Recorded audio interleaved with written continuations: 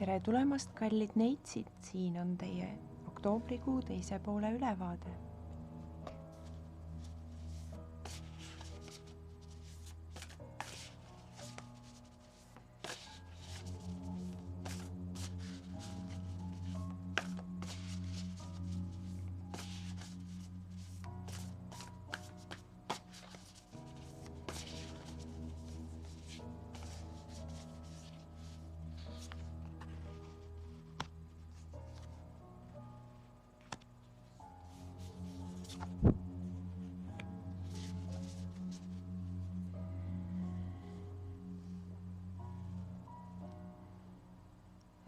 Siin on nüüd võimalik seda kahte pidi võtta. Kas te arvate, et teil on palju tööd? Teil on palju tööd või te tahate, et teil oleks palju tööd? Ja nii-öelda küllust toovat või tasuvat tööd.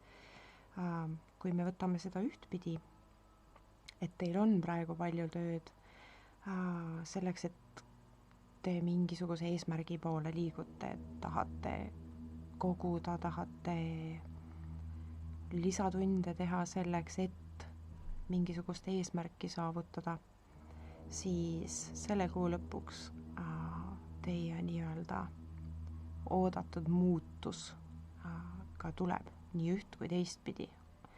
Kui te tahate, et teil oleks palju tööd, siis teil selle kuu lõpus saab ilmseks, et need võimalused teile ka tekivad. Kui teil aga on praegu või te arvate, et teil on praegu ja te üritate mingisugust tulemust või nii-öelda küllust luua, siis praegu võtke viimast sellest, sellepärast et kuu lõpus tõenäoliselt asjaolud muutuvad ja teil enam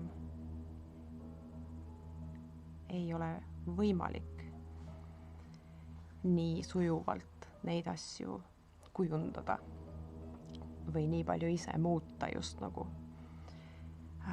Igal juhul selle kuu lõpuga ilmnevad teil elus suured muutused, olgu need siis tööalaselt või kodus, ja see, kuidas need asjad minema hakkavad, paistab siis juba kuu lõpus, ehk siis märgid selle kohta on teil juba sellel kuu algusest saadik olnud. Teil on juba nii-öelda kahtlused või sisetunne või mingisugused aimdused on, kuidas need asjad minema hakkavad, mismoodi need muutuma hakkavad. Pigem kuulake seda sisetunnet ja tehkem otsused vastavalt sellele. Nautige seda, mis teil praegu on, sellepärast, et need asjad muutuvad mitte just halvemaks, aga nad muutuvad, ehk siis tasakaalus asjadest võivad minna tasakaalust välja hetkeks, selleks, et mingi uus olukord luua, ja kui teil ei ole praegu tasakaalus, siis nad lähevad tasakaalu kuu lõpuga, kuu lõpu seisuga. Ja mis ma nüüd tahan veel öelda, on see, et nautige seda, mis teil praegu on. Isegi kui te arvate, et see on halb, üsna tihti te arvate, otsite just nagu seda negatiivset, aga õppige nägema positiivset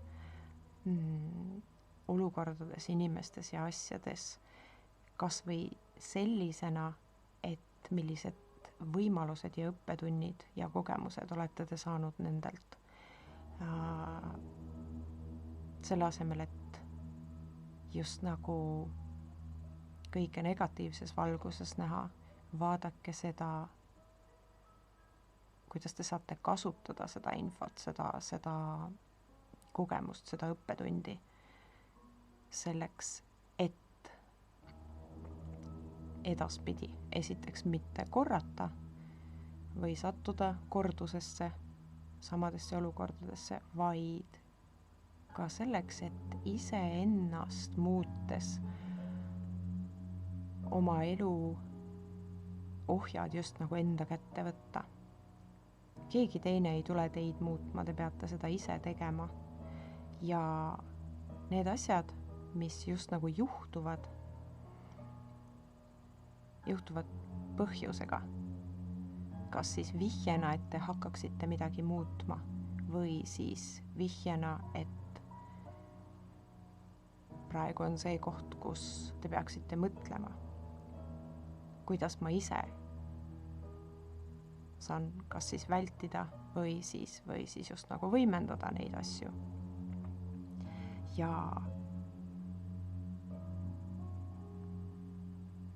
olgu need nii-öelda põhjused,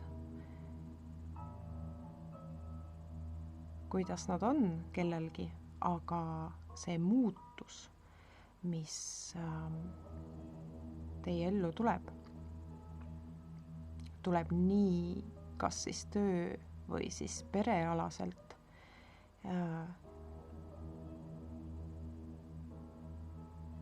Ja see ei ole tingimata lõpp. See on mingi ajastu lõppemine, mingi mustri lõppemine teie elus. Ja tervitage seda kui positiivset ja nähke rohkem valgust kui pimedust, sest te jätate ennast väga paljudest võimalustest ilma seetõttu, et te suhtute asjadesse liiga pragmaatiliselt, liiga mustvalgelt.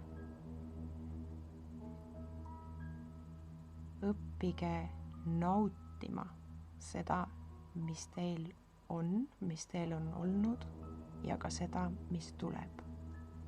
Aitäh ja olge hoitud!